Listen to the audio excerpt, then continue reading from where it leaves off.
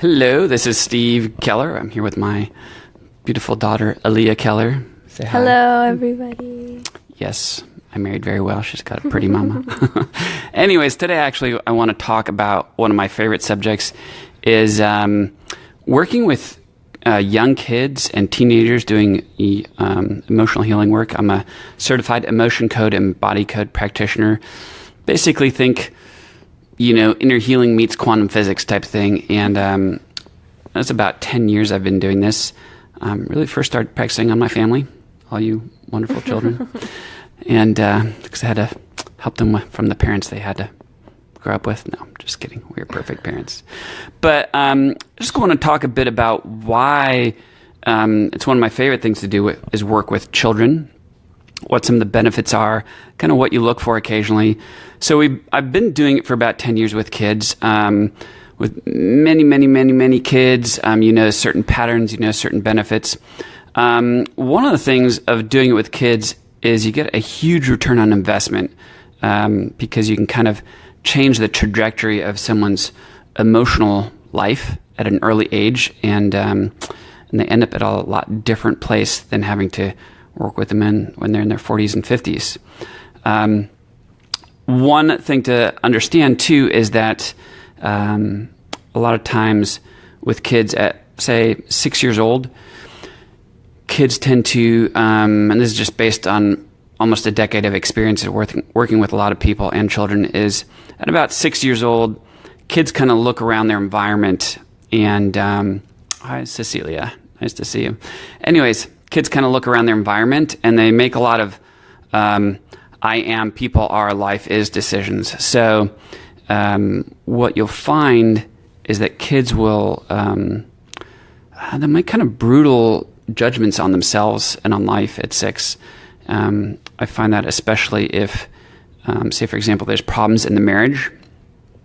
A lot of times what you'll see is young kids, if there's a problem in the marriage or the marriage fails, it's like this weird thing is like they assume that they're like a licensed family and marriage counselor and that they've dropped the ball, right? It's just this crazy thing, but you see it over and over and over and over and over again. Really, I don't think I've ever worked with someone who had drama in their parents' marriage, who at a young age didn't somehow actually blame themselves.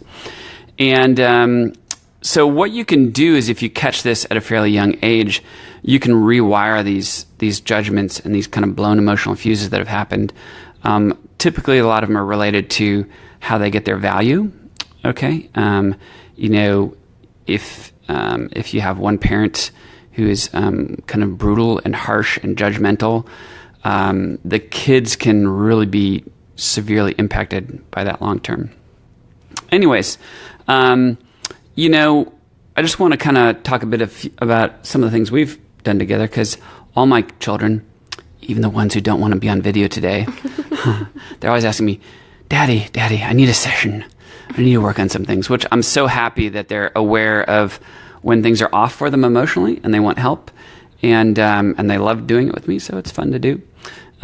So Allie, kind of tell me a few of the things you have recently asked me to work on, and kind of as a teenager and as a young kid, what's it like? I mean, you have to do a lot of talking. Is it fairly painless? I mean, what's the experience like for you? So I got the opportunity to go to Six Flags with a large group of my friends from my church, and it was like a super fun thing. It was going to be, we were going to spend the night, and then we were going to like watch movies and then go to Six Flags in the morning. And when I heard about it, I was like, no, I'm not going, because I hated roller coasters. I mean, like, seeing videos of people going on roller coasters would stress me out.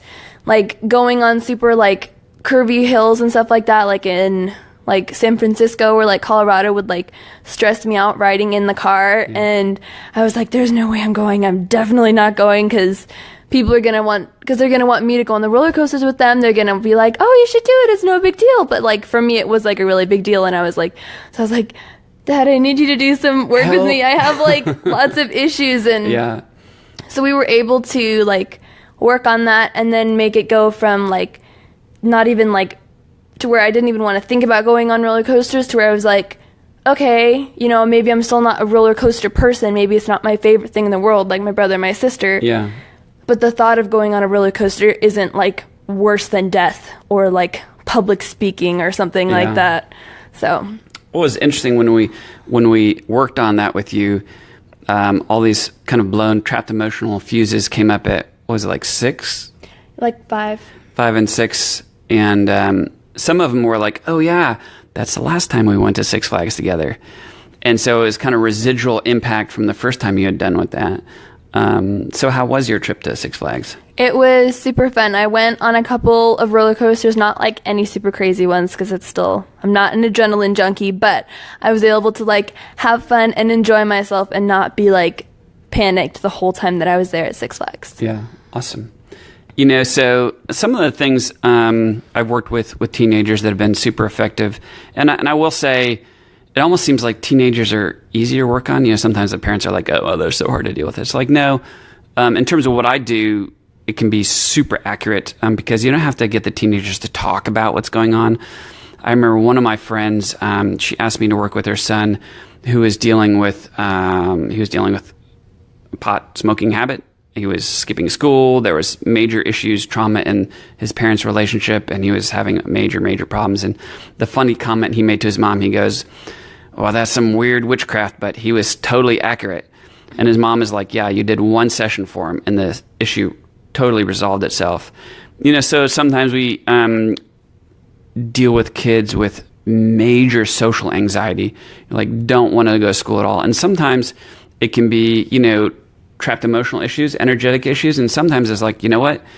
Your kid needs like a lot of fish oil. Because sometimes, your brain needs so many nutrients just to function properly. Sometimes it's actually a fairly simple fix of just getting the right nutrients in the kids.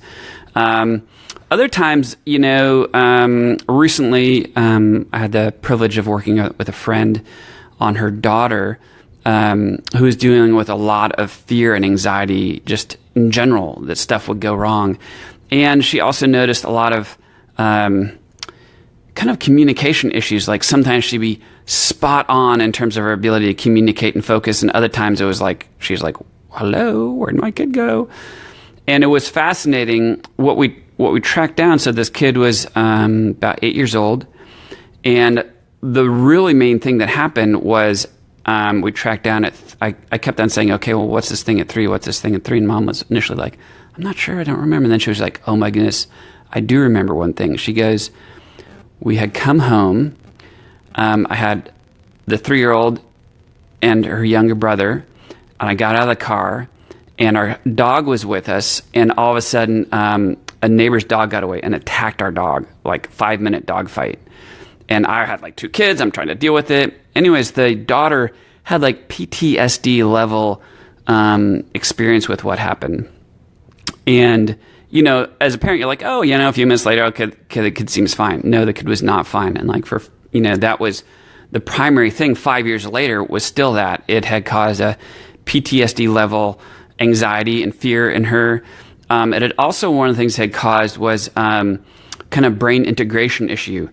And we resolved all that. Took us about an hour, and the mom messaged me. She was like, oh, wow, kid's massively different. I can tell.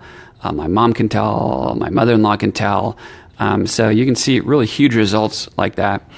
Also, a lot of times what's very helpful is working with kids who've had some sort of abuse or different things like that. It can be very, very effective because they don't have to kind of revisit and talk about the whole thing all over again. And that can be very helpful because you can really go right to it and reset these fuses. The other thing that I will say is, especially if you have, say, for example, teenage daughters, one trend I'm seeing over the years of doing this over and over and over is not so much boys, but definitely young girls at about 15. They'll look around and they will look to relationships, either from a boyfriend or female friends. They'll look to those relationships to give them their value and identity. And so at that age, if there's significant social issues, it massively blows fuses for people. And so if you have teenagers that are that age, and you've seen them having social issues with boyfriend, stress, social anxiety, different things like that, that's a huge thing to fix, because it can impact people massively long term. Anyways, you have anything else to add? One thing that I would say that I feel like is important is that I think sometimes it's easy for teenagers to like see their parents being busy and like, my emotional issues aren't that, it's not like they're not that important, to not like ask for someone to take time out to help you and stuff like that. And so that's one thing that I really appreciate is when I do a session with my dad, I don't have to tell my dad all the awkward situations, I don't have to tell him about all the awkwardness and all the boy drama, I can just tell him, Dad, I'm having like some issues. Can you help me fix that? And then it's not like a long drawn out awkward conversation with your father, it's just like quick and easy, and it really leads to some massive results. So you don't have to, you don't have to kind of get dragged back through the mud to get cleaned up. That's kind of how I explain it. Talk therapy, often they were like, oh, let's talk about it. And like, it wasn't comfortable the first time around. It's not going to be comfortable talking about it too. So you can get very specific and reset some things, and it's super helpful that way. So also very helpful, I found, in dealing with health issues. A lot of times you can have different physical issues, or sometimes kids will be like, oh, my stomach's hurting, or this is going, or that is going on, and you can find out kind of what portion of the issue is emotionally based, and maybe what portion of it you've got to change diet or add supplements or different things like that. So you can kind of fine tune things really easily. So anyways, I appreciate you sharing. Anything else to add? No, I think that's all right. So if anyone has any questions, let me know. I'm going to also share this with some other practitioners.